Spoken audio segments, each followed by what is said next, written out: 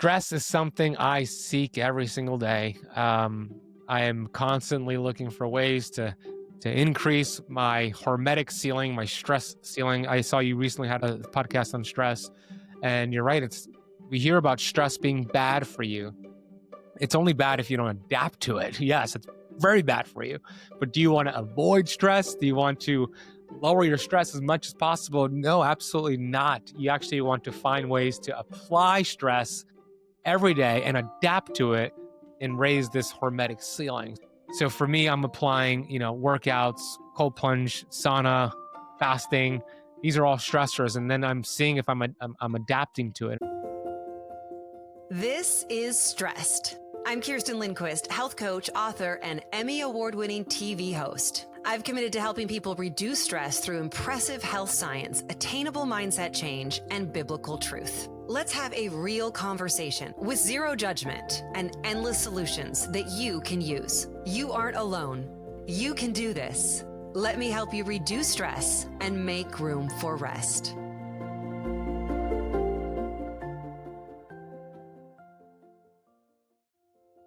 So what exactly is keto?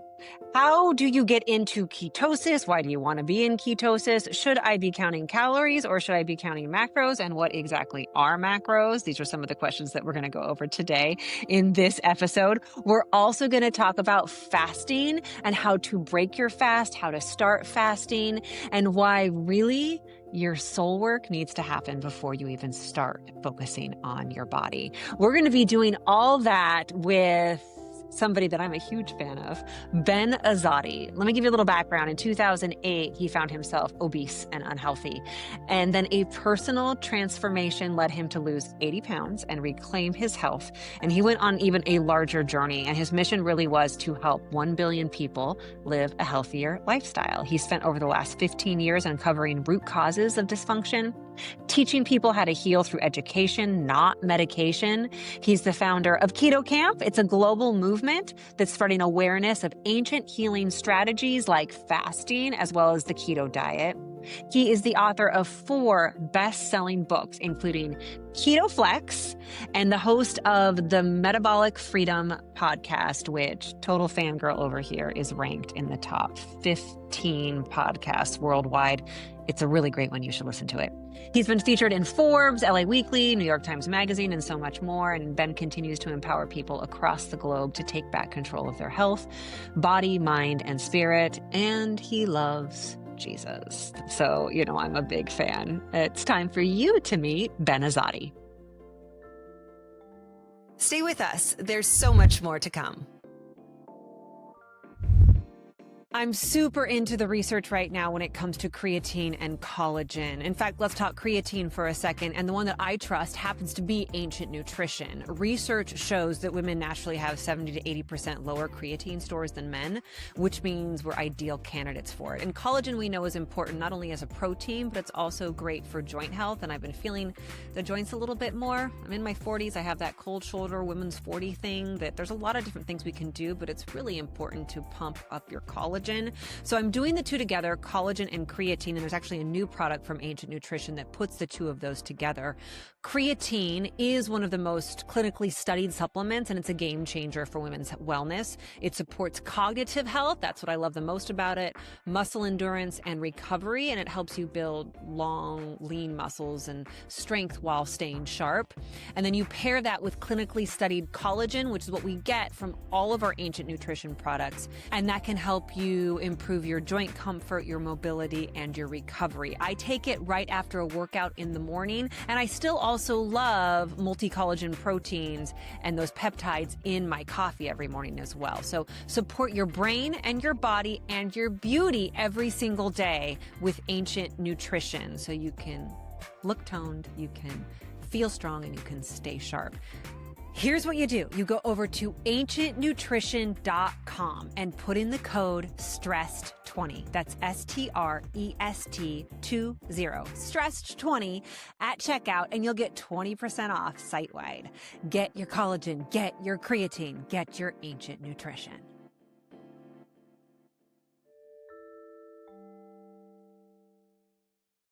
Well, Ben Azadi, I'm just thrilled to have you on the StRest podcast. You are one of my favorites, one of the reasons that I'm podcasting. So thank you for the time. Where are you?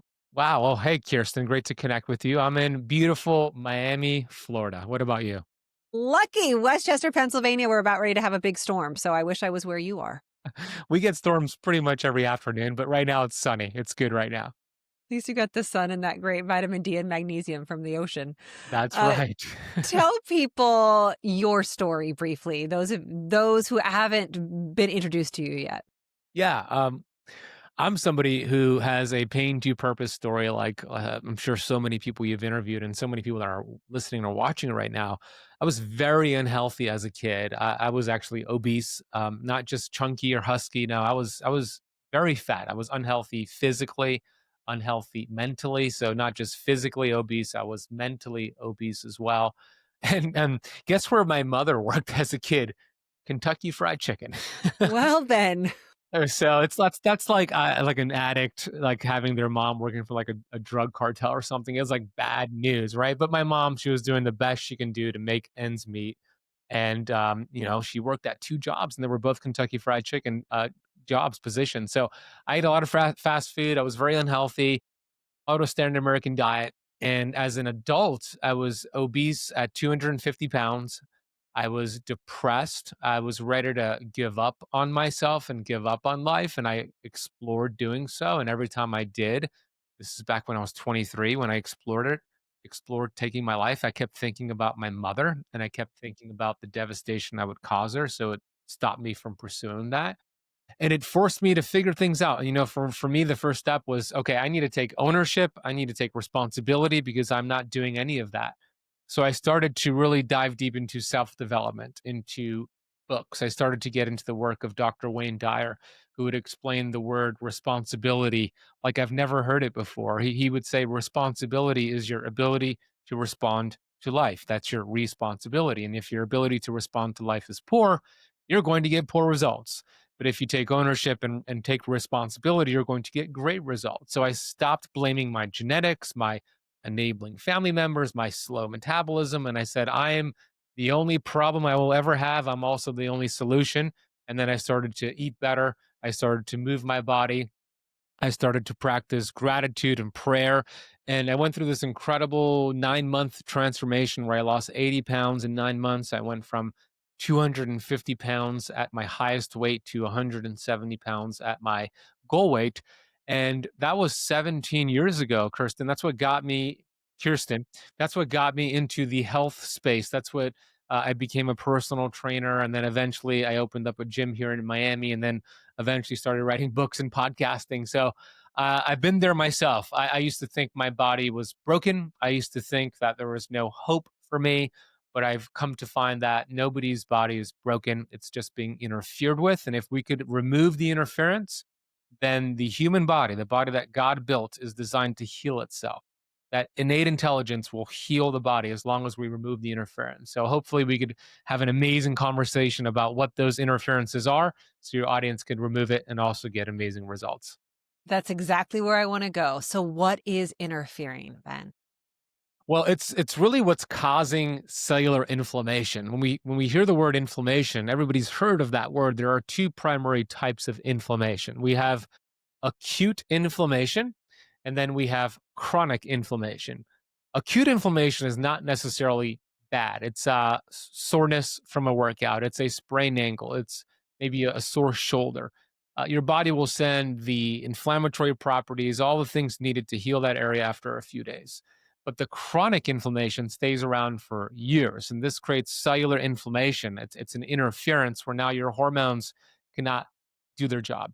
Oxygen cannot get into the cells efficiently, light, nutrients. And then we have symptoms that are created. The body will present symptoms to show you there's something blocking this innate intelligence. And unfortunately, we've been brainwashed to believe that those symptoms are the problem. We should take a medication, we should get a surgery, we should do something to mask the symptoms because those symptoms are evil.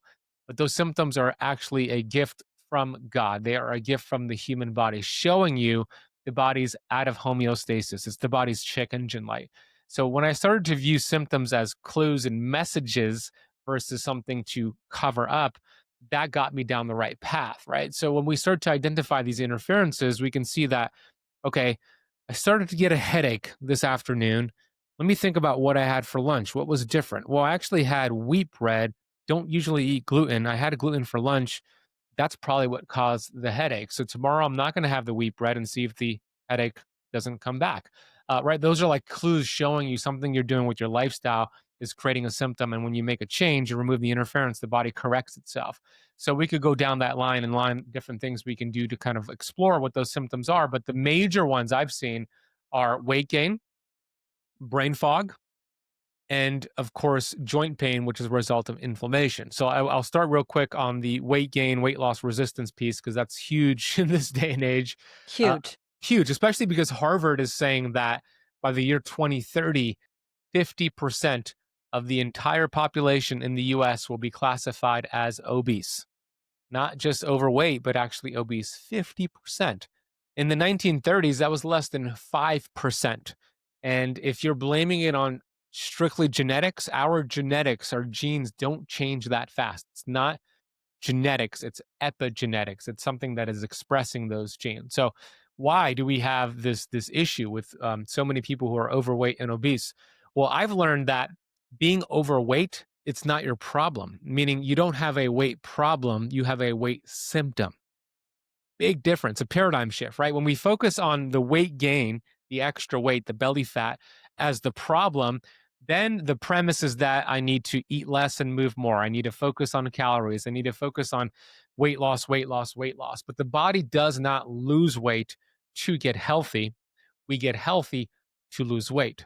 So when your premise is that I don't have a weight problem, I have a weight symptom, my real problem is inflammation and hormones, then you go down the right path. You start to eat foods that support your hormones like protein and fat, less processed foods. You start to practice things like intermittent fasting. You start to focus on quality sleep. You start to focus on health. And as you do so, the symptoms go away by default. So that's just one example of one major thing that we focus on as a symptom, but actually, or excuse me, as a cause, but it's actually a symptom. It's exactly what we talk about with Band-Aid medicine. It's what your doctor does when you go and I have this problem. I have fibromyalgia. I have tinnitus. Okay, let me treat that. Let me treat the actual symptom as opposed to getting to the root cause. And this is a big shift in your mind to take weight loss and put it in that same category, that is a symptom of a deeper root problem. So what do you usually see as the problem, that root problem, when it comes to weight loss resistance or putting on weight? I mean, you did mention one, you did mention some, gluten being one of them. What else? Yeah, the major issue here for most people that are overweight, weight loss resistant, no matter how hard they're dieting, how much they're exercising, they just seem to be on this plateau where they lose some weight, gain it back. The number one reason is because their metabolism is stuck burning sugar, glucose. And look, there's nothing wrong with using glucose as an energy source unless it's the only energy source that you're using. Um, there's a study that I put in my book, Metabolic Freedom, that showed that 93% of Americans are metabolically unhealthy. They're essentially sugar burners. In the book, I call them, they're in a keto deficiency, meaning they forgot how to burn fat. And when we could teach their metabolism to switch over from burning sugar to burning fat, they're going to get healthier. They're going to lower inflammation, and the weight loss comes off as a side effect. And here's the crazy thing about this insulin piece, because insulin is the hormone that determines if you're burning fat or burning sugar. When insulin is elevated, and what's really interesting about insulin is that there are over 600 hormones in the body, but only insulin signals fat storage. Insulin is an energy sensor. Cortisol works with insulin. There are other hormones that cause fat storage, but they all work with insulin. Insulin is the major piece here. So when insulin is high, your body is storing fat. It's storing energy. And most people, those 93% of Americans, are eating 200 to 300 grams of carbohydrates per day. They're also eating processed carbohydrates, and they're snacking and grazing throughout the day. That will cause a glucose and insulin response throughout the entire day. And their body is now burning sugar. They're using food for energy, not body fat for energy. So what we need to do is shift them over into fat burning mode. We call it keto. And the cool thing about keto, the way that I view it, is that keto is not a diet. Keto is a metabolic process.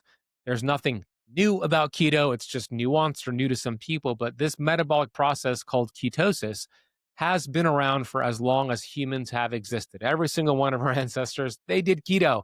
How do I know that? Well, they didn't have food available all the time. They had to fast. When you fast, you get into ketosis. Or if they had food available, sometimes they only had protein and fat available, no carbs. That's a keto approach, right? So we just need to teach them to switch over into this fat burning ketosis mode. And I don't believe in long term ketosis.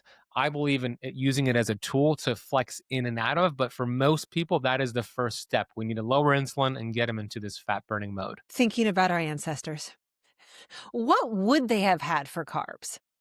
Because I do think it's animal, it's plants. I guess there could be grains, but you weren't processing grains in a cave. No, no, it was blueberries, honey, when that was available, not year Right. round, but it was mostly protein and fat, to your point. Yeah. So what is keto? And I know that many people are going, well, that's a funny question. We all know what it is, but I don't think everybody absolutely gets it. I think that people hear the word keto and they think I'm just eating meat all day long. Yeah. Yeah, it's true. Yeah. Most people would think that it's like protein, fat, bacon, cheese. And that's one way to do keto for sure. You could do that. But keto, simply put, when you manipulate or change your diet, your macronutrients. So we have carbohydrates, we have protein, we have fat, excuse me. So those are the three main macronutrients. Carbohydrates will raise blood glucose and blood insulin way more than protein and fat. Fat barely moves the needle on insulin, and protein has a very moderate response. Carbs are at the top there. When we restrict our carbohydrates to under 50 grams total per day for most people, where most of those carbs are from non-starchy green leafy vegetables, low glycemic carbs, and we increase protein and fat, what's going to happen after a few days is now insulin drops, blood sugars drop, and then insulin drops. And now the body switches over because we use our sugar reserves as an energy source first, which is in your liver and muscle cells. So we have these sugar reserves. We burn through that. We use that for energy, which is a good thing here. Once that's depleted, your metabolism is like, okay, where am I going to get my energy next? Oh, I have all this body fat.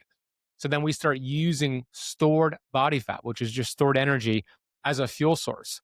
When the body does this, those fats that are being used, your belly fat, your love handles, underneath your chin, your arm, that's being sent to your liver, those fatty acids, and your liver starts to produce ketone bodies. This is called ketogenesis, the creation of ketones. And those ketones fuel your brain, they fuel your heart, they actually help you produce more energy. So it helps with things like brain fog. It helps with just mood and mental clarity as well. So that's simply what keto is. You're simply just burning stored fat for energy. There's nothing new about it. It's a metabolic process. It's completely normal. Fortunately, since it's been so popular, I think 2018, 2019, it really took off. There's a lot of confusion around it. And yeah, there's a way to do keto where it is not healthy, where it is harming you. You're eating bad fats, you're eating a whole bunch of processed keto foods. But the way I teach keto is whole food keto. And it's an incredible feeling. I personally am in ketosis about 70% of the time. And then I intentionally get myself out about 30% of the time. The premise always on this podcast is whole foods, quality soil. Like that's where we start. How you eat, how you sleep, how you move, and relationships and spirituality. And the eating part there is always whole foods, quality soil. So when you think about keto or increasing protein and fats, you have to think of it from, you might be increasing those things, but they're not processed. And simplistically, processed would be so like a piece of anything's processed if you're not getting it straight from the ground or from an animal, but is minimally healthily processed as you possibly can, correct? That is correct. Exactly. Right. So I'll give an example of that. When we go to the grocery store and we look at avocados, eggs, ground beef, even something like a potato, which is not technically keto friendly, but these are all whole foods. So when we look at the ingredient list of these foods, we're going to see one item listed avocado, one item listed eggs, one item listed potatoes, right? But the potato, for example, once we go down the inner aisle and buy the processed version of the potato, which is the potato chip, and we look at the ingredients list, we see 15 to 20 ingredients. Now we've taken a whole food, hopefully from quality soil, to your point, and we've processed it. Now there's going to be an inflammatory response, a big glucose and insulin response. So yes, whatever dietary philosophy you follow, whether it's a keto diet, a plant-based diet, a paleo diet, a heck, even a carnivore diet, that is the ultimate goal, to support regenerative farming, high quality soil, and to eat single ingredient foods. And just by doing that without any of the other biohacks and other things that I talk about, you will get results. So same thing with keto. That's the way to do it. Okay, so how does somebody start? Maybe they've tried in the past and they just don't really understand what they were doing. And let's take, for example, a woman who is around 50 years old and is having a hard time losing weight. And that is kind of her goal. Now we know the weight is a symptom, so there's something else underneath, but how should she start? My answer might be different than, I don't know, maybe something you would expect me to say, but I would start with actually changing her self-image. Okay. So in chapter 10 of Metabolic Freedom, I talk about the self-image, and I think this is really important to understand. There was a book that came out in the 1960s by a physician, a plastic surgeon named Dr. Maxwell Maltz, called Psycho-Cybernetics. And what's interesting is because he called this self-image the greatest physiological discovery of his generation. And that was in the 1960s. I still think it's true to this day. And what he found out is that the patients that he would work with, they had severe facial disfigurements. Either they were born with it, they got into an accident, they had severe facial disfigurement. So they were depressed, they were unhappy, they were very self-conscious, they were not living a happy life. So they would hire this plastic surgeon to remove the facial disformity. So what he would notice is that after the surgery, about half of them were still unhappy, still depressed, still self-conscious, even though they had nothing wrong with their face, because their self-image identified with that old version of themselves. So same thing with those who are trying to lose weight. I see this all the time. This is exactly what happened to me in my early 20s as well. We make a conscious decision.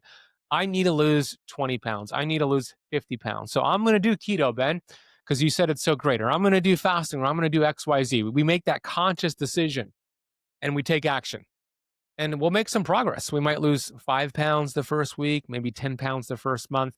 However, if we don't work on the self-image, and that self-image is identifying as an overweight person, eventually you will find a way to sabotage yourself to match the self-image that you identify with at a subconscious level. So we need to change the self-image in order for you to make long-lasting results. So how do you do that? This is what I do with all my students. I have them grab like an index card, and I have them write down this new self-image in the present tense, starting with, I'm so happy and grateful now that, and then you write this new identity of yourself. So I'll give you an example. I'm so happy and grateful now that I'm at my perfect weight. I'm looking good. I'm feeling great. The perfect health I seek is now seeking me. I remove any blockages between us. Glory to God for helping me achieve optimal health. You would write something like that on a card, present tense, and you would literally just read it every day for 30 days. In the morning before bed, you do that for 30 days, and all of a sudden, the repetition starts to replace the old self-image with all the other actions you're taking. And I'll share, okay, what are those first few steps outside of this? But you take those actions too. And after 30 days, now you have a new image imprinted, and you become unstoppable. So that's the first step I would take, would be the self-image. I could get into what I would do after that, but that's what I would start with. Yeah. I always say it's soul work before body work. I will work with clients for 9 months without any breakthrough. And finally, we will really get deep into the soul work and the relationship with God and the childhood trauma and the way that she sees herself. And then the weight will fall off once we make a breakthrough in that place. You have to do that.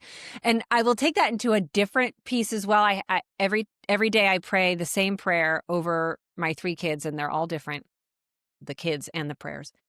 And I will stand there, I'll put my hands on their heads. Sometimes I'm like putting my hand as they're trying to get out of the car to go to school. And I will say that same prayer over and over and over and over and over again. And yes, it is a petition to my Father to help my child and to protect them, but it's just as much to ingrain in their head that these things that I am declaring that come from the Heavenly Father are true about them.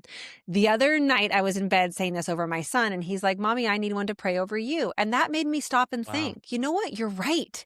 I'm doing this for my kids. Why am I not declaring these things over myself? And that's exactly what you're talking about, Ben. Yeah. Oh, that's so beautiful. I'm inspired by that. How old are your kids?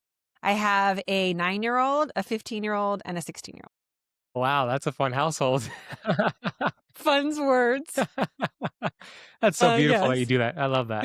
Yeah, that's so true. So I love that. And I 100% concur that you have to do that soul work first. Yeah, So then soul where work do you over go? body work is what you said, huh? Yeah, I soul work love that. before body work. That's good. Okay, Yeah. so that's the first step. Now, what do you do in combination with that? Because people want to know, okay, what am I eating? What are the sort Yeah. of habits that I'm building? Um, I personally love an approach where what I call one tweak a week. Great. Yeah, because we could give people, here are the next 20 moves. I want you to Here's start your right list, away. right? Yeah, it's just so overwhelming. Now, there's a percentage of people that want those 20 moves and they're like all out right now, but most people, that's just going to overwhelm them. So, first things first, lower your carbohydrate intake. Um, get it under 100 grams per day, which is not low enough to be keto, but it's a great progression. It's still considered a low carbohydrate diet, which will lower glucose, lower insulin, which will help with your energy level. So lower your carbs under 100 grams a day. Start with 3 meals a day, no snacking in between, and get quality protein and fat with those meals. If you eat animal products, which I do, then steak, chicken, eggs, seafood. These are great options, but also avocados, coconut oil, olive oil. These are great options. Once you've mastered that, let's say you do that for a week, your first step is the self image piece. Second step is to eat 3 meals a day, no snacking in between those meals, having less than 100 grams of carbs per day. After that, let's say 7 days of doing that, then I want you to focus on steps. Here's something that's really interesting: walking, getting daily steps is the king and queen and everything in between of fat loss. It really is. Not just fat loss, but longevity, cardiovascular health. Walking is so underrated. It's really interesting when we look at the studies out there. There was a study that I put in Metabolic Freedom showing that individuals, and this was done on 50,000 people. The study, it was a meta-analysis, and it showed that individuals who got 5 to 7,000 steps a day compared to Which is those who doable. It's it's pretty so doable. doable. That's not a Yeah. lot, right? Compared to those who got less than 3,000 a day, those who got 5 to 7,000 a day had about a 65% reduction in dying from all cause mortality. That is pretty cool, right? And what I've noticed when it comes to fat loss is when I tell my students to get 7,000 steps a day, they start to burn some fat, especially when they start to walk after their meals. And for some people, it's hard to do it after all meals, but if you could walk after your biggest meal of the day, which is typically dinner, 10 to 30-minute walk right after dinner, our biggest meal of the day, you're going to get some really great benefits for digestion and for fat loss. And so I would master that 5 to 7,000 steps a day, walking after your biggest meal of the day, and then work your way up to an advanced level of 14,000 steps a day. So those are a few things you can do and start mastering the next few weeks and get some serious momentum as you work on the self-image, and then you could kind of go from there. But those would be the first steps I would recommend. The walking after the meal is also, that's very impactful on insulin and glucose, correct? That's exactly why. Yes, exactly. Because for example, if we had dinner at 6 p.m. and let's say we had steak with a rice or sweet potato and some other carb source, and we don't go for a walk, you're going to turn that food into sugar. You break it down into sugar, and then glucose rises in the bloodstream, and then your pancreas produces insulin to clear the glucose and send that into your cells. Normal process. When we go for a walk, same meal, go for a walk, we could blunt that glucose rising by 30, in some cases 40%, meaning less insulin is produced, less is being stored as fat, and a percentage of that food is now being used for energy because your body's walking in it and it uses it for energy. So yeah, it could dramatically blunt that glucose response from the meal by 30 to 40%. And studies are showing it works even better in terms of those who are overweight and even diabetic. So this is all from a guy who lost 80 pounds. I'm just going to throw that out there. Like, you lost 80 pounds and you've managed to, it's 17 years ago. What about the great debate over counting calories versus macros? Because it sounds like to me, you're bigger on macros. I am bigger on macros, and only in the beginning, by the way, because once you get familiar with this, you don't have to count your macros long Even at all, term. right? But calories, I'm not a fan of, right? Calories focuses on the symptom, which is being overweight. It doesn't give you the full picture. And focusing on calories is a distraction. It really is. I'm not saying calories don't matter. I'm saying they're not the most important thing. There's two studies that I put in Metabolic Freedom. Number one was a study done on The Biggest Loser. And actually, it's interesting because a documentary just came out about The Biggest Loser, which many years ago in the US, we have these overweight, obese individuals. They were put on an extreme calorie deficit, excess exercise, and Yeah. most of them lost weight, right? They lost a ton of weight. It worked. They celebrated them. And then the TV show ended. And this one study that I referenced looked at 14 of those contestants, and it showed that 13 out of the 14 people gained all their weight back after the show ended, and 6 of them gained even more weight than when they started the show. And all of them, when they measured their hormones, showed that their hormone leptin, which is the hormone that tells them they're full, stop eating, had plummeted, and their hunger hormone ghrelin, which tells you pick up the fork, was increased. So they were hungrier, less satisfied, and their metabolism had tanked because of this extreme caloric deprivation. It's impossible to calculate how many calories your body is burning. It's impossible. You could get an idea and say, yeah, there's 500 calories in like this steak or this Snickers bar, and see if you exercise 500 calories that you burn it off.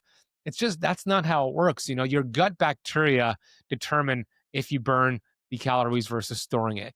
The way your sleep, right? If you get quality sleep or not determines if you burn more calories or not. So it's an impossible game to master when you focus on calories. So I'm not a fan. Now, macronutrients are different.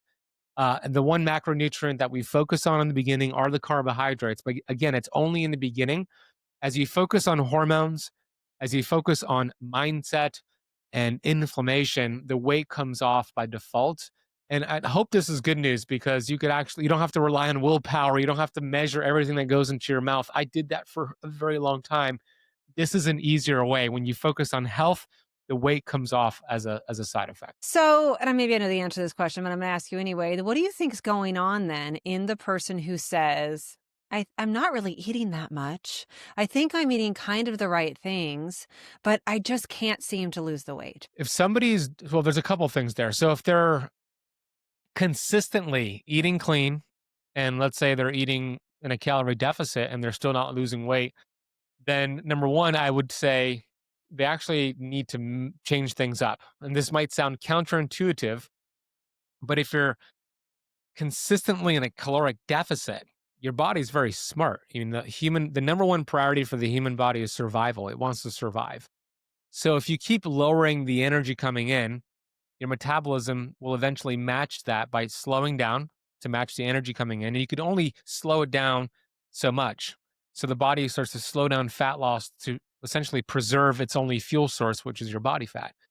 But here's the counterintuitive part. If you have a day or 2 days per week where you feast, and I'm not saying it's not a cheat meal, it's a feast meal where you intentionally eat healthy, high quality food, you're in a caloric surplus, you're not fasting, you're feasting for a day or 2 days out of the week, it actually reminds the metabolism that it's not starving, and actually creates more fat loss. Sounds counterintuitive, but when you mix it up with a feast day, you will get some benefits there. So that would be the first thing I would try out. I'm curious to hear your thoughts, and we could explore other solutions that we might want to try out, but that's the first thing I would do. Totally agree. I think going back to that soul work before body work is important for that person, because there's something else going on. If your body feels like it's constantly being chased by a bear, it's not going to let you lose the weight. Or if your body thinks I'm so stressed out, we're about ready to go into some type of famine, or the world's going to freeze over, I better hold on to everything. It's not going to let you lose weight. So I would have you check your stress and what's going on there. So I think that goes back to the soul work before body. I also often question when people tell me that, what they really are eating. You might think, I think I'm doing good. I think I'm eating everything. I think I'm super, super clean. But then if we really kind of go through and chart what it is, oh, that's right. I am eating, these, I think that they're, keto friendly, healthy cheese puffs that I'm eating 4 bags of, right? That's true. Yeah, that's where the advice that you gave earlier about single ingredient foods come in. If you're not doing that in this approach, then that's your first step. Like make that switch. If you're doing that, then you could explore the soul work, the feast day. One of the tricky things that a lot of people don't realize when they think they're eating clean is that they're getting these bad fats, these rancid seed oils, processed seed Yes. oils, and they're in 80% of our food supply. These rancid seed oils, they're in a lot of keto products. They're at your healthy restaurant. They're at Whole Food supermarket, the hot food bar, and they're everywhere, and they're really inflammatory. They're highly inflammatory. They stay in your body for years. So we want to avoid these rancid seed oils like canola oil, soybean oil, cottonseed oil. These are the ones that are called polyunsaturated fats. Instead, we want anti-inflammatory fats like the saturated fats, the fats that have been demonized for so long that are actually so important for us, like saturated fats like butter, ghee, beef tallow, duck fat, amazing, coconut oil, amazing, and even monounsaturated fats are terrific, like avocado oil and olive oil. So I would look at the fats, look at the ingredients list, make sure you're not getting seed oils, make sure you're getting high quality fats. So, so important. I mean, it's one of those things. My family's always loved hummus, Eastern European roots, that type of thing. You go into Whole Foods, you turn it over, and it's got seed oil in it. And you're like, Yeah. how is that even possible? I'm pretty sure my ancestors were not making hummus with, canola oil. Canola. And No, it even was in a healthy place, quote unquote, healthy place. So you have to always look at the ingredients. true. Back to fast and feast, super important. That's how we teach fasting here as well. I love You it. have to follow it up. And that's how it was done in the Bible. That's how it was done by our ancestors. They would chase after, an elk, and then they'd eat elk for 4 days, and then all of a sudden they'd have to fast again. So your body needs that cycle. But let's talk about fasting. How Mm. does Ben teach fasting? I love fasting, Me and too. right, it's such an it's interesting because there's so many different things that we could talk about, like red light therapy, sauna, cold plunge, all these biohacks, these fancy things. But I keep coming back to fasting. There's still nothing as powerful as fasting. I mean, there's just so many benefits to it. It's nature's reset button. Of course, the Bible talks about it. Of course, every religion talks about fasting. It is really one of the best ways to remove that interference and just let your innate intelligence, inner physician, do its job. One of the things that I've noticed over the years is I got into fasting in 2013, 2014. And that's when it was not popular. People thought I was starving myself. I remember posting about it on Facebook. People thought I was crazy. And then in around 2020, it really took off.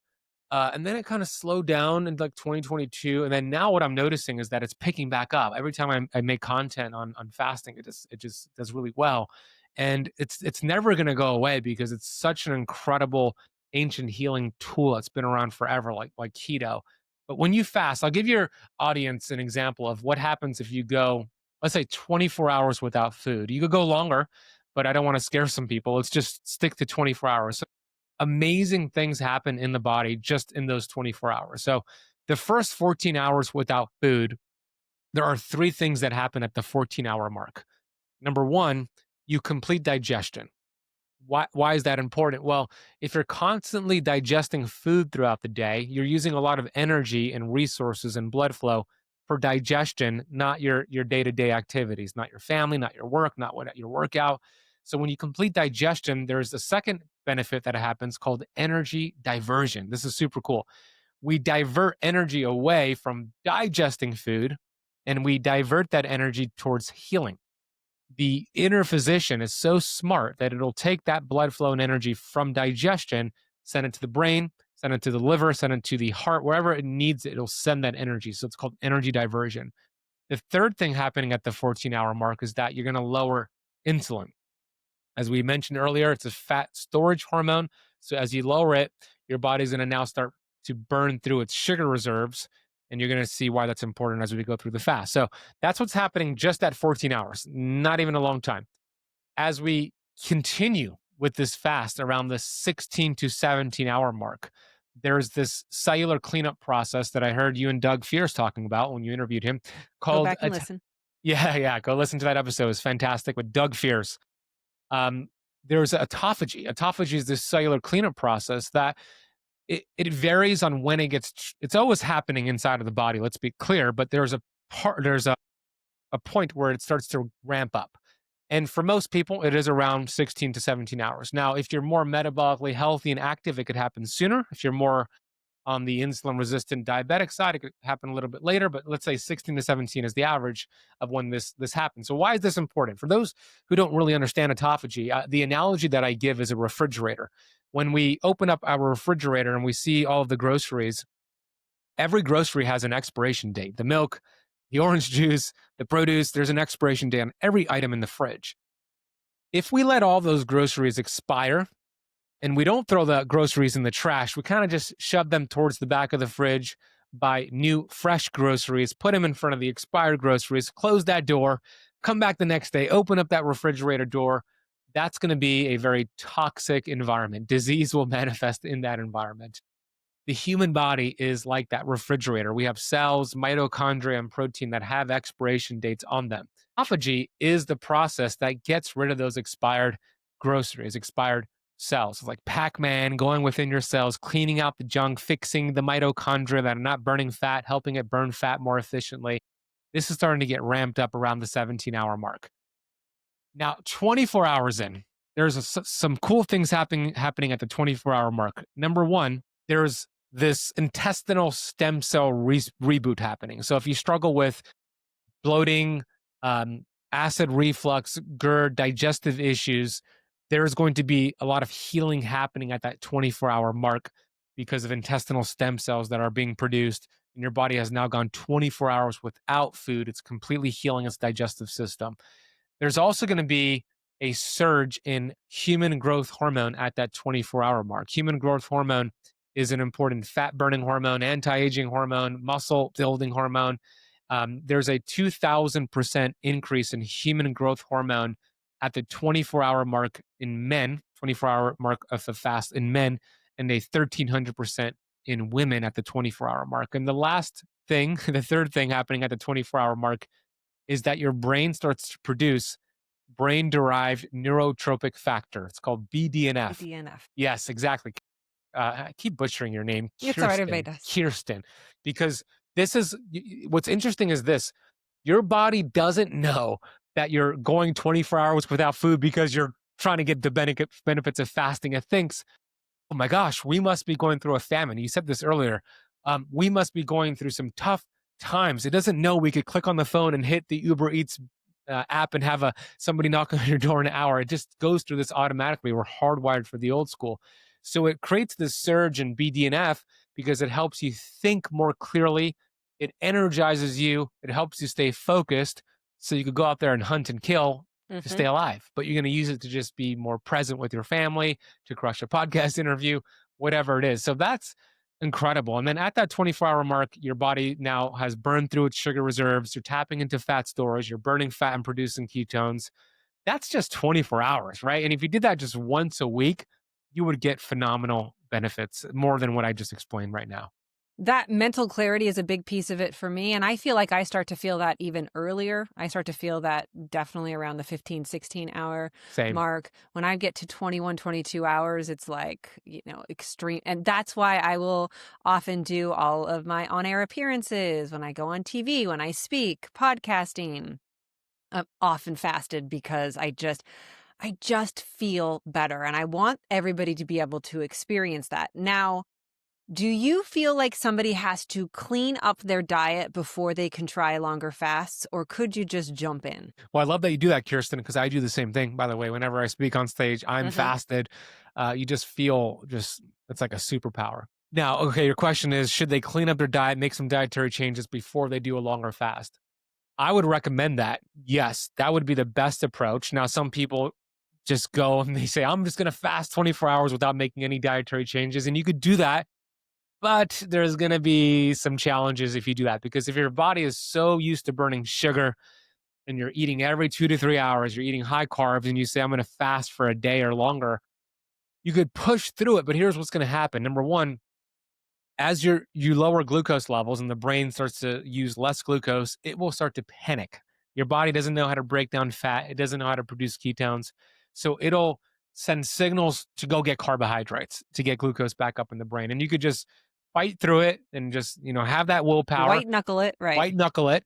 But then your body will get smart and say, okay, you're not going to eat the sugar. I will create the sugar via gluconeogenesis by raising cortisol levels and or breaking down muscle, which we don't want any of those to happen at a severe level. So, and you can fight through it, and yeah, you could get through it and complete that 24-hour fast or 36-hour fast. It's not ideal. I look at muscle like fasting like a muscle you want to develop. So first do 14 hours. Then, eliminate snacking and grazing, manipulate your macronutrients and have more protein and fat, less carbs. Then do 16 hours and work your way up. That's what I would recommend. I'm curious to see your approach as well. Absolutely. I've always tried to clean up your diet before I get you started on fasting. I feel like you need to be a little bit more metabolically flexible. If your last meal is something, super highly palatable and processed and doesn't have any good macronutrients in it, and then you try and fast for 24 hours, it's going to be really, really, really, really hard. So I 100% agree with you on that as well. What about to break a fast? And I know, just having followed you and being a big fan, you are really big on high quality meat and carnivore. But what do we break the fast with? Great, important question, especially as you do these longer fasts. I am curious, Kirsten, what is your longest fast? I've done 32 hours. That's it. Great. Yeah, that's great. Yeah. 32 hours Yeah, is great. I feel really good most days being around 17 hours. I cycle it because I am a cycling woman. And so I am trying to balance the hormones. Earlier in perimenopause, like in my early 40s, I could fast harder and longer. Then as I've gotten a little bit older, I have to, slow it down a little bit. Then once I go through menopause, I think I'll be able to hit it hard again. I love 21 hours. For some reason, 21 to 23 hours is like my body's sweet spot. I feel fantastic that day, the next day. And then I do have those feast days and it's hard for me though, Ben, like it's hard for me to at 12 hours eat food. I'm like, Yeah, really? Because get I it. feel so good not, but I know that I need to some days. Yeah, I could totally relate to that. Yeah. Sometimes when I say I'm gonna have breakfast tomorrow morning to change things up, it's Yeah. weird. I'm not used to it, right? So Yeah. I get it. Yeah, how you break the fast is important, especially a longer fast, like 24 hours and above. You could undo a lot of the benefits with breaking it the wrong way. So you don't want to break the fast with a whole bunch of processed carbohydrates. You want to break it low and slow. You want to break it with easy to digest whole foods. So what is an example of that? Like scrambled eggs with an avocado, great way to break a fast. Bone broth, great way to break Yes. a fast. Bone broth's my favorite. Yeah, same. It's such a great way to break a fast. That's probably the best way to break a Yeah. fast, probably bone broth. A high quality protein shake is a good way to break a fast. Now, if you're doing just 14 hours, 16 hours, you don't have to be as diligent or strict with how you break it, but ideally you want to break it with protein and fat, not as much carbohydrates. And here's something that's really cool. You could actually, let's say you have a meal, whether it's the meal to break the fast with or a regular meal with all three macronutrients, the protein, fat, and the carbs. Let's say it's a steak with broccoli, butter on top of the steak, and let's say like a baked potato. If you had the protein and fat first and had the carbs last, you'd actually get a much better response from your glucose levels, what's called postprandial glucose, than if you had the carbs first. So if you had the baked potato first, then the steak with the butter, you'd see a higher glucose response from that meal versus the protein and fat first and the baked potato last, because protein and fat slows digestion. So by having carbs last, if you do have carbs with your meals, you'll break it down much more efficiently than having the carbohydrates first. Fantastic. You are not a guy who is absent of stress, I would assume, even though you're very dialed into this. So what brings you stress and how do you deal with it? Stress is something I seek every single day. I am constantly looking for ways to increase my hormetic ceiling, my stress ceiling. I saw you recently had a video on stress, a podcast on stress, and you're right. We hear about stress being bad for you. It's only bad if you don't adapt to it. Yes, it's Right. very bad for you. But do you want to avoid stress? Do you want to lower your stress as much as possible? No, absolutely not. You actually want to find ways to apply stress every day and adapt to it and raise this hormetic ceiling. So for me, I'm constantly doing that. I am very, very consistent with tracking my heart rate variability, my Yes. resting heart rate, my REM and deep sleep to see if I am adapting to those stressors. And of course, how I feel. That's also important. So for me, I'm applying, workouts, cold plunge, sauna, fasting. These are all stressors. And then I'm seeing if I'm adapting to it. And if I am, that's good. I keep doing it. I keep doing more fasting, not necessarily more fasting, but more cold plunge, more exercise, more intensity. So these are things, and then mental stress, right? I'll stack meetings and interviews, and sometimes it's too much, and I could kind of see that with like the way I feel and my HRV. Sometimes I adapt to it really well. So, yeah, to your point, I know that you're agreeing here because of the episode you just did. I'm looking for ways to apply stress and adapt to it, not necessarily to remove stress from my life. Yeah, an absence of stress is just as dangerous as too much negative stress. Well said. You do have to you have to build resilience, and you have to chase hard after purpose and put stressors on yourself to get there. That's a wonderful way. And you can tell Ben's purpose here is to help people be healthy. I mean, that was your entire purpose to begin with, correct? Right, 100%. Yeah, stress is a big part of that. Applying the right stress, adapting to the stress is very, very important. So what are non-negotiables in your life then, in terms of anything? No late dinners for me. I do not like late dinners. Speaking of stress, I don't adapt to it very well. It lowers my HRV. It raises my resting heart rate. It depletes my deep sleep. So it's very rare for me to do late dinner. So I eat around 4 or 5 p.m., go to bed around 9:30. So that's a non-negotiable. I say no to late dinners almost all the time. Um, I don't have seed oils knowingly. I don't make an exception for seed oils. So I never have seed oils. I never have gluten in the US. I would have it in Italy, but not in the US. And I never skip a day. Let me rephrase that. Every single day, I must practice gratitude and prayer. It's a non-negotiable for me, how I start my morning, no matter where I am in the world, gratitude and prayer and goals.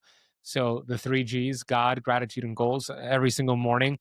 Triple G, I call gratitude vitamin G, also God, vitamin G. So I got to get my vitamin G every single morning. So for me, those are my non-negotiables. How does that work into your life? Because I hear a lot of people say with the late night piece of it, but then I have no social life. Like, then I can't be around people. Like, what do you say to that? My friends know me. And when we do have dinner, it's a 5 p.m. dinner. If I'm being flexible for them, then it's a 6 p.m. dinner. Oh, But I don't go for longer than that. Because if you meet at 6 p.m. at a restaurant, yeah. you're probably going to be done eating by 7:30. So I'm making an exception. It's like a 7:30 exception. And they understand that. Now, with that being said, okay, let's say you do have a social life. Your friends don't give a crap that you want to eat early. They're like, just join us at a 8 p.m. dinner. Then if I did that, I would eat something earlier and I would have something very light with them. And I just wouldn't feast at night. I don't do well. And look, that's me. Some people could have a late night dinner, doesn't change their heart rate variability. Like Dr. Pampa and his wife, Marilee, they're great friends of mine.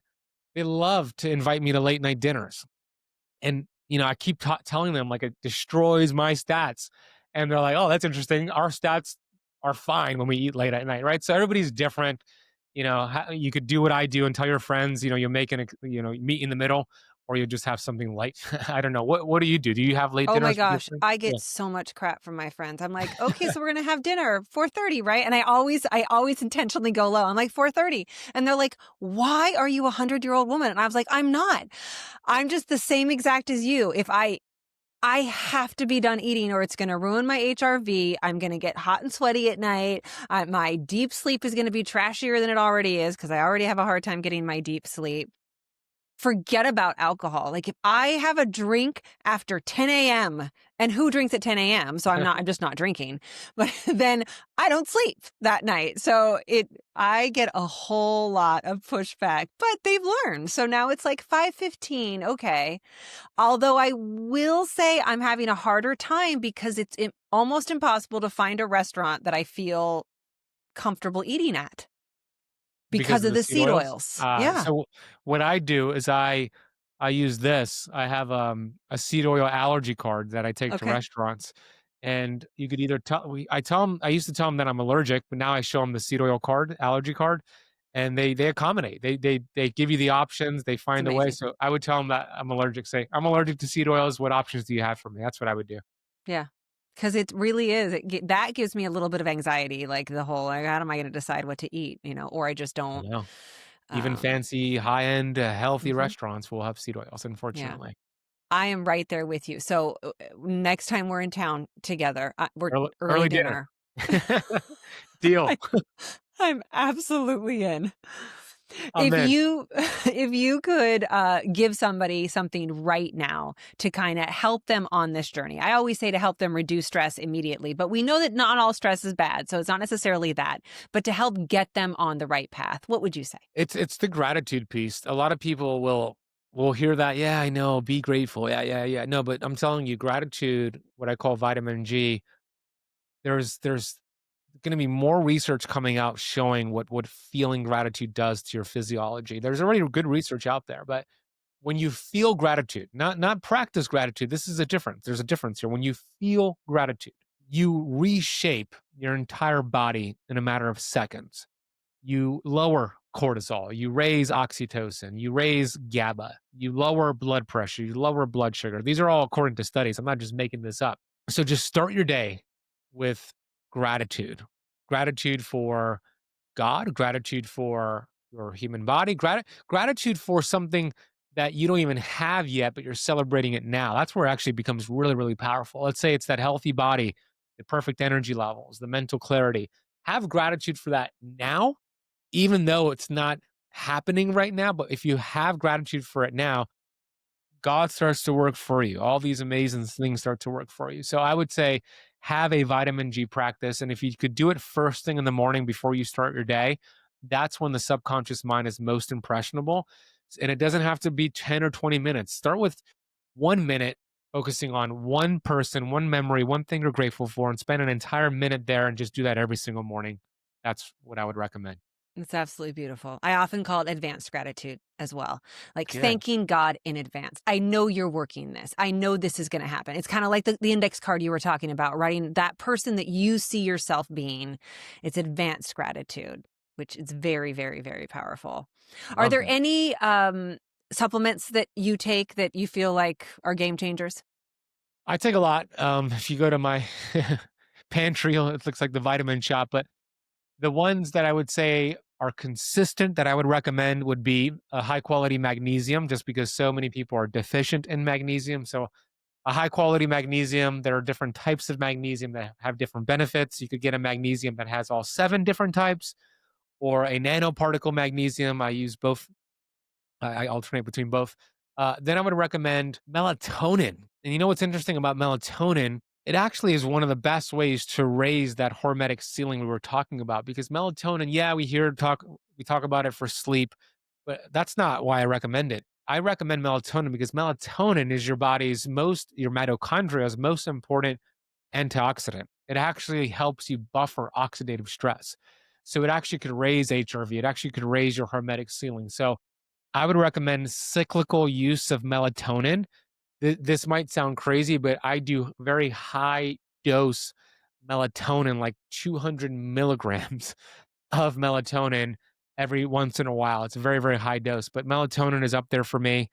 Magnesium, melatonin, high quality minerals, because the soils you were talking about, the soils are so depleted. We're so mineral deficient, starving our mitochondria. That's the most important energy source for the mitochondria. So high quality minerals, fulvic and humics are what I usually go for when it comes to minerals.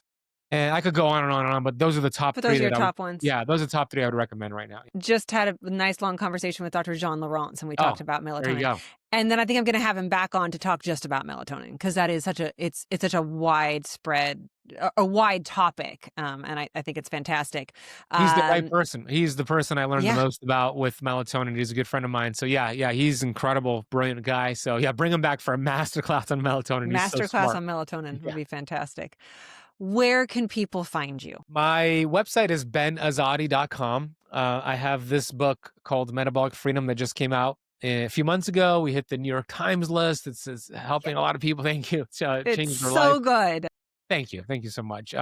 So the book, Dr. Mindy Pelz wrote the foreword, and it's available on hardcover, Kindle, Audible, Spotify.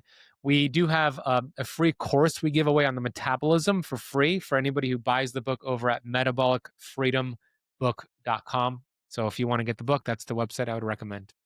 And I will say, I've been a medical researcher for a long time. I've been in journalism and research, and your book is just, not only is it so good, easy to understand, has a lot of great information, but at least for this audience, knowing that it's coming from a person who also has a deep spiritual practice, I think that gives you a lot of faith in what you're reading and what you're learning. So we just thank you for not only putting out all of this great information, but also doing it with an open heart.